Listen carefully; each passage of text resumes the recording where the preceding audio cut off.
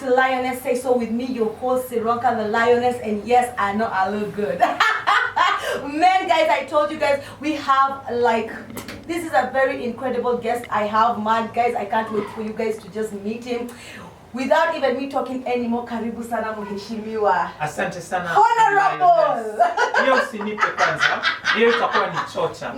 Ukitaka iwe next year. By the way, unakura? Mimi, of course I have. Okay. Yes. And anyone you know that doesn't have voters card? My whole family has voters card. Okay, good. Yeah. Then encourage them to reach out to whoever has not registered as a voter, because that's how mtanifanya niwe mheshimiwa. Lakini nikipata fursa, mimi ni mtumishi. Wewe mtumishi. Naam. Karibu sana mazee, tafadhali tuambie jina lako, what you do, yani tupatie tu the whole intro. Kwa wale hawakujui, wanakuona for the first time on Lioness Say So, tafadhali waambie hiyo jina lako, what you do. Man, the floor is yours, or the whole studio is yours. Yeah. I'm even scared to begin because looking at how awesome, how beautiful you look. Naona nikipiga intro kama nitakuwa najichomea. Lakini wewe ungesema mimi nani, basi ningebeba hiyo niambie ulimwengu mzima. Niseme Lioness Say So. Yo manze, nimepatiwa hiyo fursa manze. Hadi nimeanza kula Kiswahili Kong. Man, we have where do I start, sir? Okay, titles. Let's take it to my name is Muthiora Kariara. Yes. A former presidential running mate. Yes. We came to Kenyans in 2017 yes. with my presidential candidate Dr. Kavinga Kaluyu. Wakenya wakatukubali, lakini hawakuwa wengi kuliko wale ambao waliwaunga mikono hawa vigogo wa kisiasa. So we ran out of time in 2017. Yeah. But then we've been building a political party, and I would say as one of my titles today, I'm the party leader of the great nationhood party of Kenya. TGN. TGN. Nembo yetu ni radi. Sijui kama radi ikikuta simba Masai Mara itambakisha. Please come on board to TGN. Maana hicho ndio chama ambacho mwaka ujao 2022 tunatoa hatamu ya uongozi ili tulete mabadiliko ya kweli nchini Kenya. Okay. Sasa nataka kuanza back in 2017. Ulisema ulikuwa running mate. Yes. Why didn't you go for the presidential candidate ticket rather than just being a running mate? It's a short story. Yeah. Kenya is a country where corruption really thrives. Yeah. I was actually a presidential aspirant. Wow. I was running for president because in 2017. Yes. Like many Kenyans, I was fed up with how things are. Yeah. I was fed up with the political elite who have sold us short every time we've given them an opportunity to serve. Yes. So knowing what potential I have, knowing that I have grappled with the problems that Kenyans face every day, and the possible solutions, I thought, let us demystify leadership. Yeah. Let us inspire people to run for office. So collectively, tukajipata huko ndani would be able to fix Kenya's problems. But IEBC, having the inept leadership it has always had, even right now, it's not the best leadership so far, did not clear me as a presidential candidate. Okay. But then God had it in his cards that I would appear in the presidential ballot. Yeah. So when the provisional list came out and my name was missing, well, Dr. Kaluyu, who I had met before as we were campaigning as presidential aspirants, thought, well, this is an opportunity for me to improve my profile because if I have him on my ticket, it will attract more people, which I believe is what I did. I made him look good. I won him some hearts and votes, and together we made an incredible team. So that's how come I ended up as a running mate. Yeah, you know, I recall I was watching the running mates debate, and I remember you are the only one who showed up. You are the only running mate who showed up that day, and I remember you were so confident up there. How did it feel to just be the only person who turned up? Okay, it's having been a debate where questions were asked. Let me ask you a question. Do you read the Bible? I do read the Bible. Okay, sometimes. Yeah. Now that you've said sir, in the book of Psalms, it says in one of the verses, I think it's Psalms 23, that I will lay before your enemies a table for you. That's what God did for me with that presidential running mates debate. So why did because everybody else got confused, others were afraid of what would come out of the questions. Like I will say, I remember William Ruto and Kalonzo Musyoka did not show up because their teams were not confident that they would respond to the questions in a way that would win them votes. But then I had nothing to lose. And you showed up. Yes. And you represented. And Kenya showed up for me. Because that was a moment when time seemed to come still. Because everyone was tuned in. Yes, everybody was watching. Everybody was just like, what? And then here's this a young man, he shows up on the podium, you know, and you were so fun. I was watching. And that's where I actually knew you. And I was like, imagine it after him say Facebook. You know, it's always good, man, you know. And how did it feel being a young man, throwing yourself into the sharks then? Because politics is a shark place, right? It's not just for people who are just softy and all that stuff. How did it feel? Did you feel like, I'm gonna do this, or did you have some doubt inside you and you're like, why am I to go in here and things might not, like, you know? Because you have to be strong to be in politics. It's not for vulnerable people. Yeah. There was uncertainty about how it would all go. But then I had made peace with myself that if I got into this race, it's because I was confident enough that I have what it takes. So I was ready to handle whatever was thrown at me. Of course, I was a little scared. Piga kidogo, especially when you show up on stage and there are a number of podiums and then there's just you and an auditorium full of people and journalists who are just waiting with mukukis of questions. They're like, what? And then I remember those guys who are put to question you guys are just not, they're not easy people. They come with those questions. They're like, if I'm not prepared, I'll just look stupid, you know. I hope you've seen what they've been doing because like right now in that panel there was Fred Ndimuli, who currently hosts the hottest political debate in Kenya. He's with KTN and he does the Sunday program Inside Politics. And then Sophia Wanuna, a woman who until that point I had just been fantasizing about how I can one day be in the same room with her, and then she's on the other side asking questions. You magnified the It was a tense moment, but I knew I had to roll with it because there are Kenyans who would get inspired by the occurrences of that night, and indeed it happened. And in 2022, a lot of candidates and aspirants will rise because I stepped forward then. And I'm hoping that people have now come to terms with the fact that a country's leadership relies on the citizens taking their civic duty seriously. So I was a serious Kenyan then.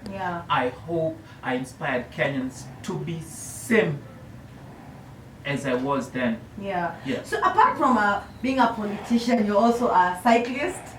If you go to his pages, you're always in your bicycle. Ever tell us, what's that all about? Well, I cycle, number one, because it's the easiest way to get around in Nairobi. Nairobi is gridlocked with traffic oftentimes. And being a leader, sometimes you have a lot of engagements in different places. And you see, I just said, if I get to office, singependa niitwe mheshimiwa manake mimi ni mtumishi. So yes, I don't have the privilege of having chase cars and the road being cleared for me, but I have to make up for all the appointments. So the bicycle came in as a way for me to maneuver through traffic. That's number one. Number two, there's the obvious health benefits that as you cycle, you burn those calories that you do not need, which is why at my age, I should say, I look good. How old People are you? tell me How I old look are you, good. sir? Old enough. Old enough to be what? That person that I don't want to say, I should be to you because I'm a good friend of yours. Of course. Yes. But then we go from way back in 2018. You know, Mheshimiwa, now, I've seen you do like long distance. Like you can Yes. cycle like, whoa. I mean, what motivates you to do that? Because it's not, as in if I ride a bike from here just to the next town center, I need a hammer, you know, and I just give up. What motivates you to push yourself as in you can go for hundreds of kilometers? I mean, it's not easy. Okay, first let me just state it clear. Yeah. I've not cycled a lot, but then I remember in 2018, I did my longest cycling. I think I'm referring to that. And that was from Nairobi. I went to Ethiopia. Hi! Hi! And yes, I didn't know I could do it. I In guess how long? it took 7 days. 7 days. I had a 2-day stay in Marsabit because one person in my team, I had people who were with me fell ill and needed medical attention, so we spent a bit more time trying to get them that care that they needed. But otherwise, it was worth it because I was cycling to Ethiopia to protest the introduction of the 16% VAT on fuel. Our economy runs on fuel. Our parliamentarians had, in their very worst form of wisdom, thought it wise to introduce VAT on fuel. So at that particular point, they were to start implementing it. And prices would shoot up to above 125. Kenya has a port, has a coastline, so we import directly from the producers. In Ethiopia, where I was cycling to, the price of petrol was 68 shillings at the time. Wow. Ethiopia is landlocked, which means they import their fuel through another country. So they have to pay the taxes for that country and then pay their own taxes. And then their price is half the price we are paying in Kenya.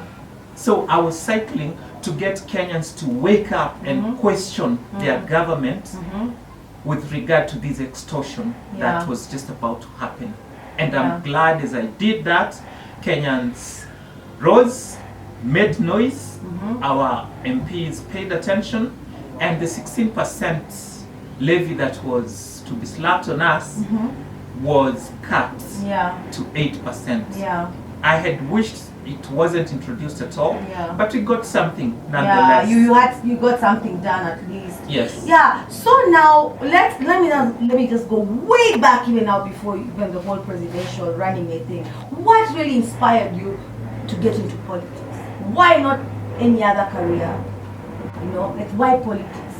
Because you know you can't just like one day jump in and say today I want to be a politician. No. There must have been something motivating you into getting into the political world. When did this thing come to you? I mean, when did you know that I'm capable of being a politician or just being like Tumishi? When did it come to you? Well, I think it came to me way before I realized I was already doing it. I have always been a leader. My whole life I've had opportunities where I was called upon to step up. But to say politics, to vie or run for office, that first came when I was a student at the University of Nairobi. I remember when the Students' Organization of Nairobi University was reintroduced. There was the fear, and it was founded that there would be disruptions in the academic year. Because what would happen is lights would go and students would pour into the streets, stone cars, and yet you're stoning someone's car who is driving home where he's also going to find that there's no electricity. And then the next day, campus will be closed, you go home and you waste ample time. You have a water problem, instead of addressing it through the right channel, you cause chaos. So all those disruptions in the academic year got to me that what we need is to change how we approach things. And the only way we can do that is if we have the right people holding those leadership positions.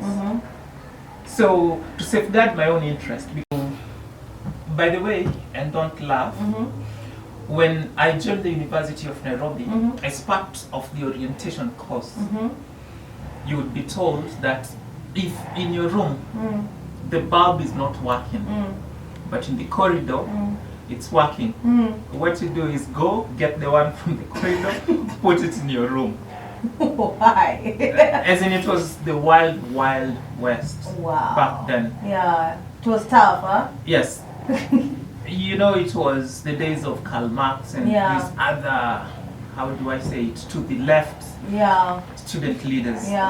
Yes, that when the tap is not working in your block and there's a tap outside, because when you talk to the administration, they'll not fix it, go get one from the administration, put it where you need it to be.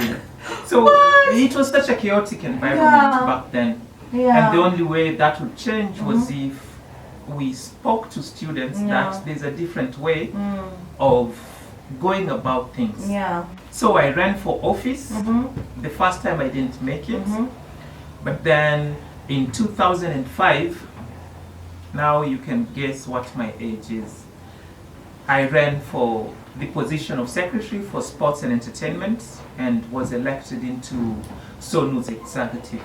We were able, our government for that year, to steer the University of Nairobi for a whole academic year without a strike.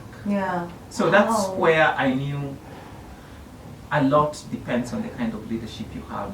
It was a hypothesis which was tested and the results came back positive. So there was that, and then of course to fix the system in the university took a toll on me because it was in so much debt. There was a lot of garbage that needed to be cleared and there was not a clear path. So I got into it and it beat me up. So after that I thought I wouldn't want to get back into leadership, and I stepped back until I realized our country needs salvation, and the only way that salvation can come is if someone arouses the people, and nobody was doing that. We had a very selfish opposition, and then we had a government that has been the most corrupt in Kenya's history. So there was of course reason for me to step up and see if we can get people to see that it's them who will change how things are done here. But like I mentioned, we ran out of time in 2017.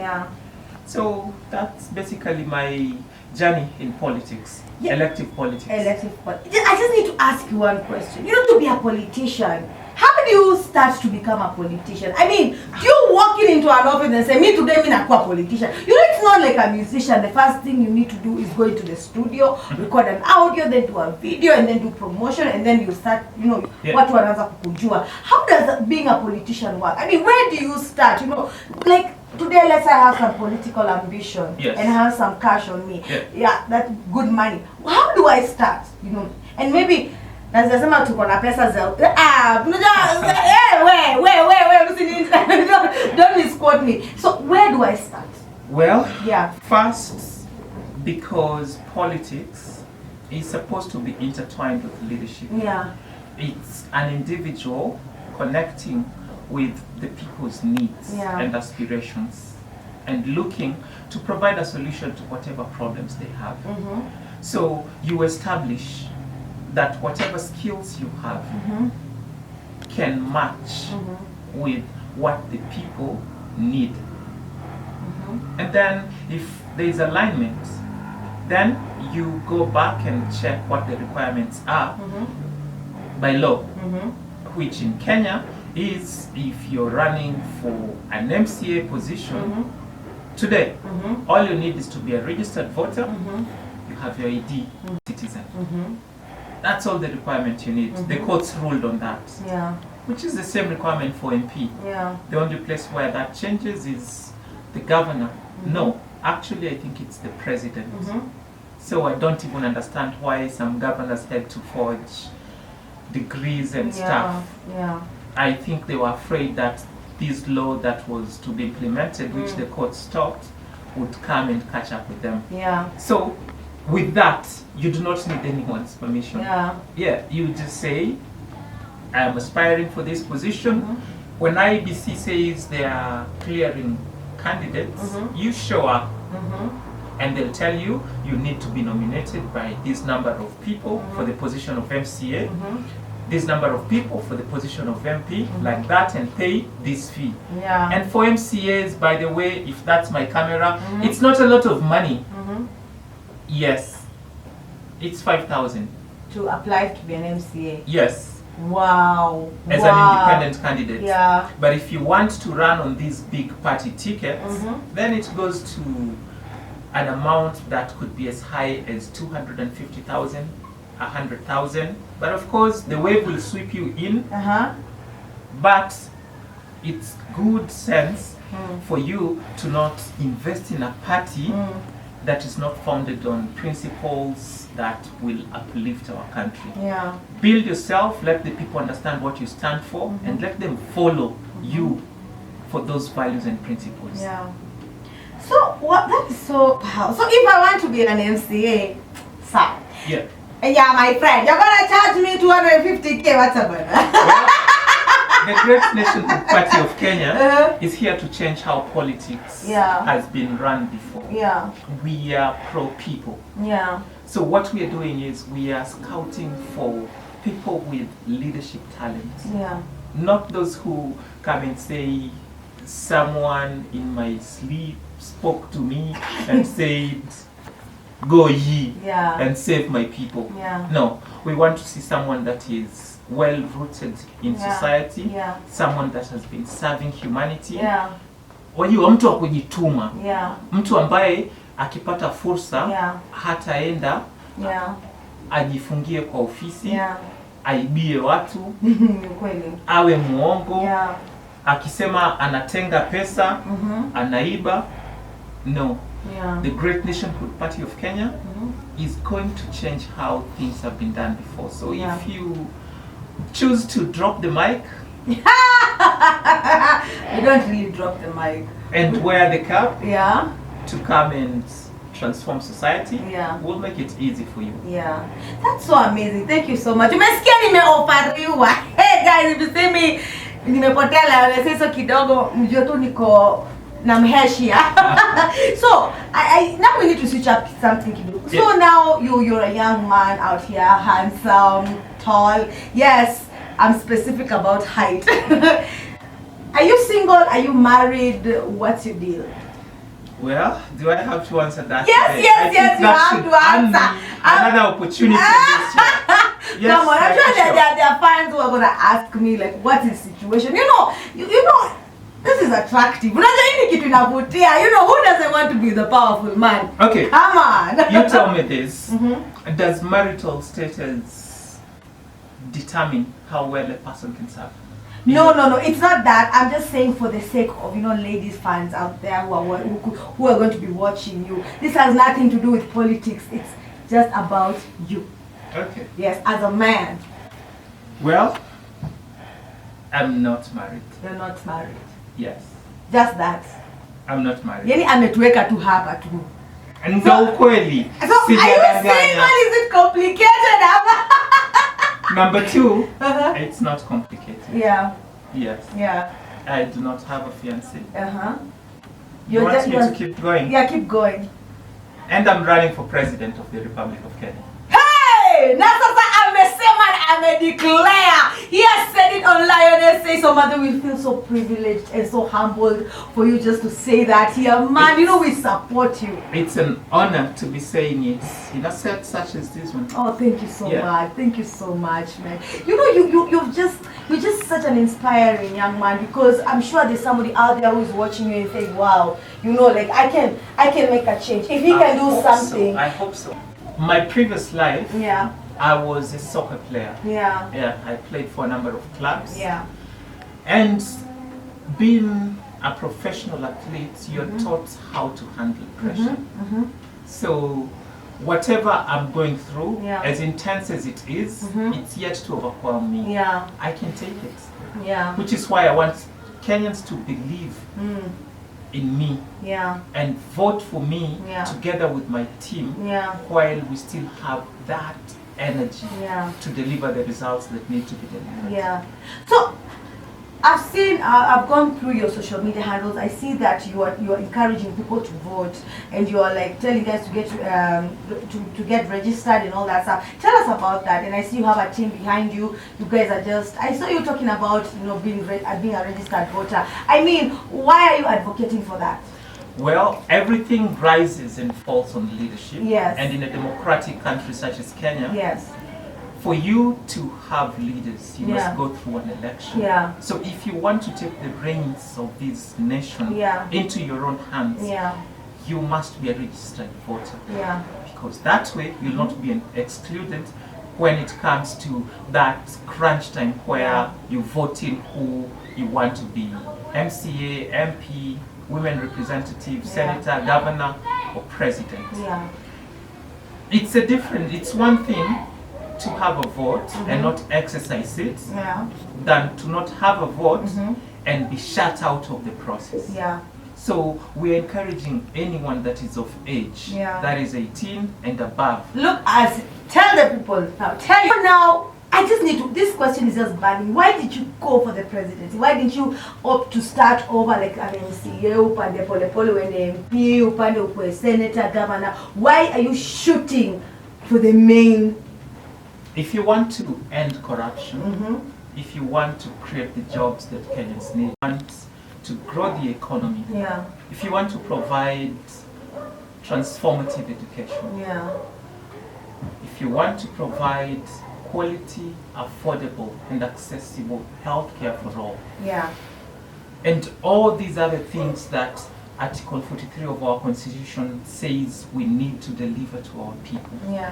The office that offers you the tools and instruments to get all that done is the office of the president. Yeah. As an MCA, there's only so much you can do. Yeah. In Kenya, the system is top down. Yeah. So corruption, for instance, Yeah. starts at the very top. Yeah. It's these adage we say in Swahili, kwamba samaki huoza kuanzia kwa kichwa. Yeah. So if you want to fix the problem, Yeah. you go where it matters the most. Yeah.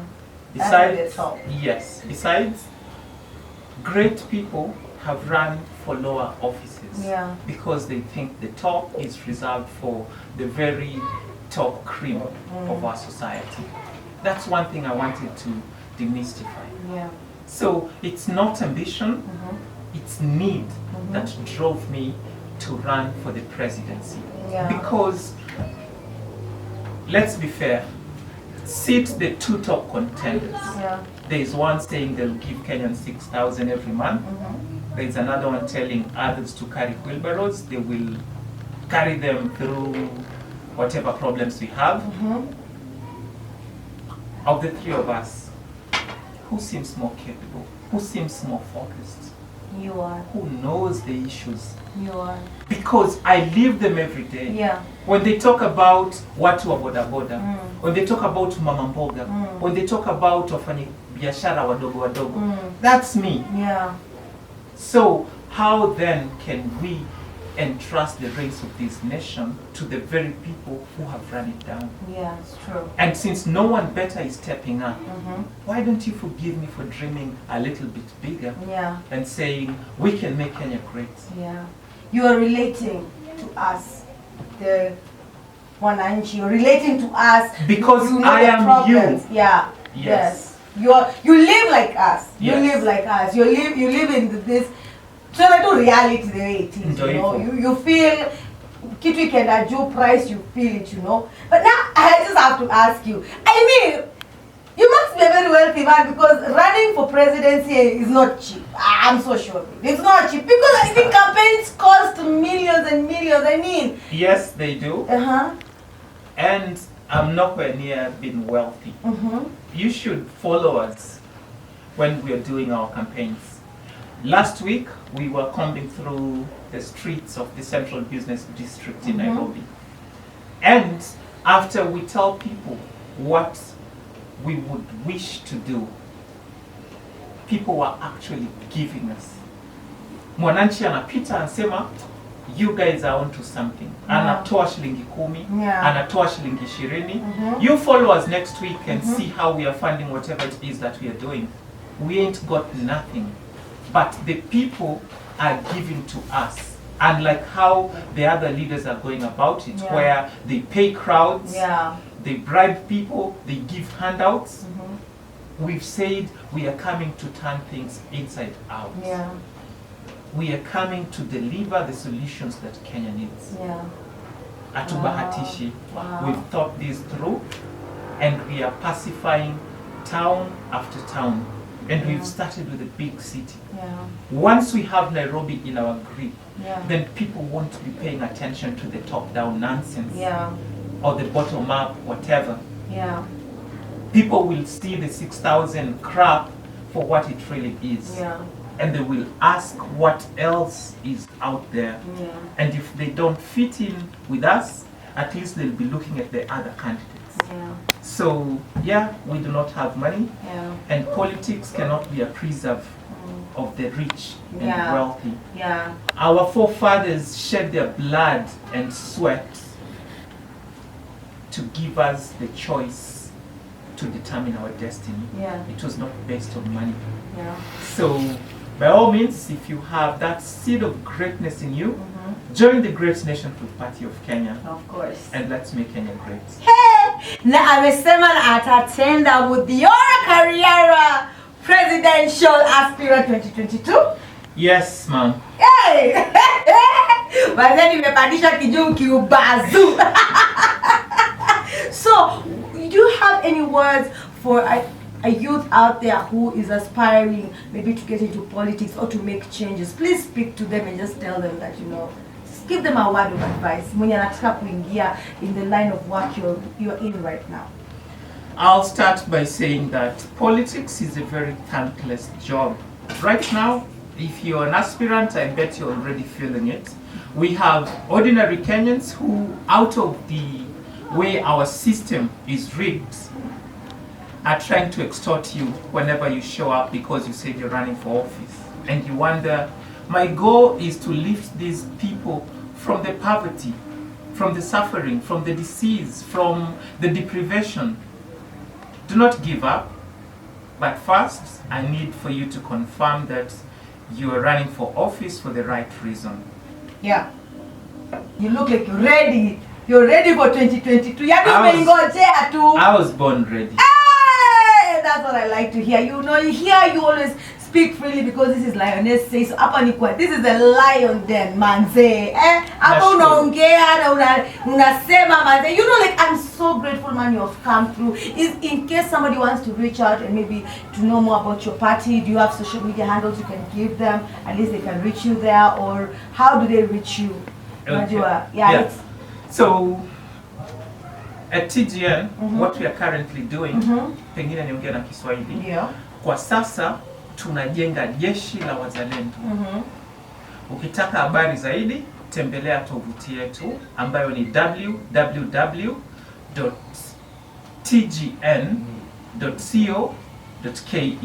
Rudia tena. Our website is www.tgn.co.ke. For further information about our activities and how you can join and support our campaign, go to my page on Facebook, Twitter, Instagram, even my Gmail. The address is Muthiora Kariara. Muthiora Kariara. Yes. Hakuna underscores, hakuna kitu kingine. Muthiora Kariara ambavyo utaikuta kwa presidential ballot 2022. Umesikia wazee. So I'm just feeling the chills, man. You know? It's gonna happen. Yes. Because Kenyans have been hit hard by the consequences of our inept leadership. Na wataamka. I saw the president yesterday say some very bad things. Yeah, sometimes I get mad and I wish I could strangle some people because you cannot be holding such a high office and then through the roof of a car that's paid for by taxpayers, you spit that kind of venom against someone who got you into office. If indeed you know there are thieves in your government, jail them by all means. Yeah. So, yeah, things are going to change. Things are gonna change. Yes, true change is coming to Kenya, and it's not coming from the quarters that most people have thought it will. Ladies and gentlemen, Muthiora Kariara for President 2022. Hey, now Mesema. This is a true lion, man. This is where you belong. You know, we love confident people. We love people who are making changes, and that is so amazing. Any last words for your people? Any last words for your people before we wind up? I let you go back to your busy, you know? Well, I'm never busy because what I do is a passion of mine, working with people. Yeah. That's what I have always done. Yeah. Yes, sometimes it's a little taxing. Yeah. But I love it, so it doesn't seem like work. Yeah. And besides, when you've been doing something for years and you're not getting paid a salary, you're getting an allowance, yeah, it now doesn't tire you anymore because you're doing it from the heart. Yeah. Yeah, and Wakenya watukufu, ili taifa ni letu. The Messiah you've been waiting to come save us is you. You're who we've been waiting for. COVID-19 has destroyed livelihoods. You most probably lost a job, or you know someone close to you that lost a job, or your business was amongst the millions that went down. There is hope. Dust yourself up, keep doing that which you've been doing. Do not be like our top government officials who have no regard for the law. Tekeleza katiba yetu, tii sheria, zuia noma, stay away from trouble. But whenever you have to make a decision between being right and being kind, always be kind. Tupendani. Sisi ni ndugu, sisi ni wazalendo. Sisi ni jeshi litakalokomboa Kenya. Jeshi la chama cha TGN. Vote for you. Yes, you have my vote. I Thank you very much. You have my vote. Mmesikia? Yes. Kwa hiyo tunaanza already, kuna ile iko kwa ballot box. Yeah, yangu imeshaingia kwa ballot. Kwa hiyo yako ndio Kariara for president. The many millions we need, I see taratibu tu zinazidi kuja. Me, I just wish you all the best from me and all the Lionesses. So crew, we love you. We have your back and welcome back again. Anytime you want to just come and speak to our people and talk to your people, manze karibu sana. Uheshimiwa. Shukran. Mimi heshima kubwa sana, and I'm very humbled to see you yet again after all these years. But I know God ways are not ours, na tumepatana tena. And tutaongea naye akwe sponyo hapa kiasi. Unanijua? Ushaona sponsor mkonde kama hii juu ya kuride bike hapana. Ama kulangi chipo. What I know is I'll sponsor a lot of projects. That's for sure. Yeah. Lakini ukiniita sponyo sasa itabidi tushikane mashati. Usijali, tutashikania mashati after camera imekata. Lakini wengi wataomoka tukipata fursa. Ndio. Aki tumefurahia sana umekuja. Asante sana kukuja saa. Thank you so much. You're welcome back again.